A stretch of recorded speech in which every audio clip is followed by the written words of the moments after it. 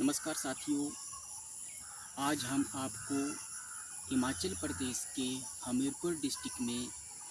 बड़सर तहसील के कुनाणी गांव की एक शर्मनाक घटना के बारे में बताएंगे। ये घटना एक गांव की नहीं है, ये हमारे पूरे समाज में फैले हुए स्वार्थ की एक कहानी है, जिसमें जब स्वार्थ का लेवल काफ़ी ऊपर चला जाता है तो इंसान के सही और गलत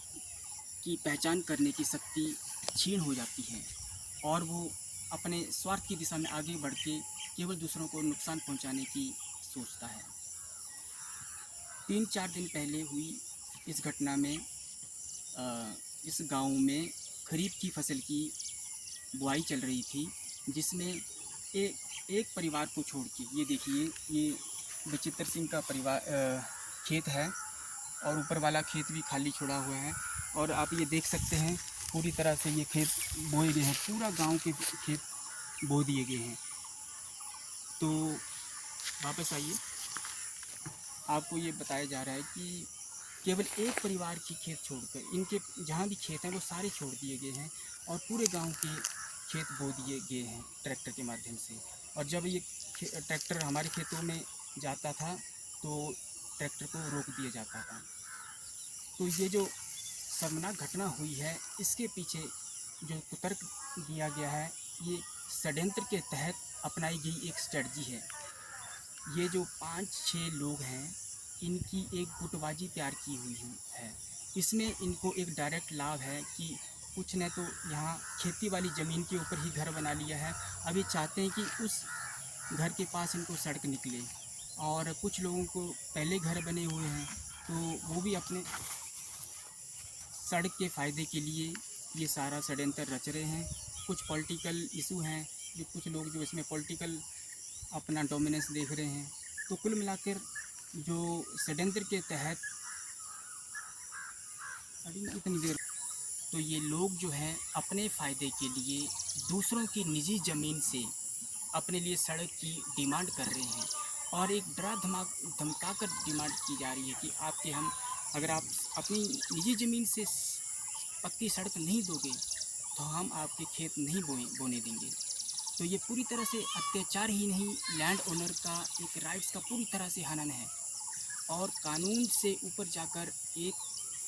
गैर जिम्मेदाराना बिहेव है, जिसके समाज में आगे चलकर बहुत ही दुष्परिणाम आ सकते हैं। तो प्रशासन को इस वीडियो के माध्यम से अवगत कराया जाता है कि लोग किस तरह से गुटबाजी करके दूसरों की ज़मीन को हथियाने का एक कुत्सित प्रयास कर रहे हैं और फ्यूचर में इसके दुष्परिणाम हो सकते हैं और प्रशासन की निष्क्रियता भी इसमें सहयोग कर सकती है। तो कृपया इस बारे में पूरी तरह सूचना ग्रहण करें। इसमें कुछ लोग हैं जो मुख्य आरोपी हम मानते हैं, जैसे जसवंत सिंह और सुरेश, जो कि हमारे खेतों में डायरेक्ट मांग करते हैं कि आपके खेत से ही हमें रास्ता चाहिए अपने घर के लिए, हमारी निजी ज़मीन से, जो कि खेती वाला खेत है। और बिल्कुल इनके देखिए जस्ट पैरेलल ये जसवंत सिंह का खेत है और ये देखिए ये बिल्कुल ये सुरेश कुमार का खेत है। ये देखिए ये सुरेश कुमार का खेत है और इन्होंने देखिए अपने जो यहाँ से इनका रास्ता बनता था तो ये यहाँ पर इन्होंने अपने पेड़ लगा दिए हैं एक प्लानिंग के तहत और दूसरों के खेत से ये रास्ता मांगते हैं और यहाँ इनका कोई भी रास्ता नहीं है, जो वैध रास्ता है वो नहीं है। फिर भी एक ज़बरदस्ती एक गलत प्रभाव डालकर एक समझ लीजिए कि बदमाशी समझ सकते हैं हम सीधी कि जब कानून से बाहर जाके आप दूसरों के राइट्स का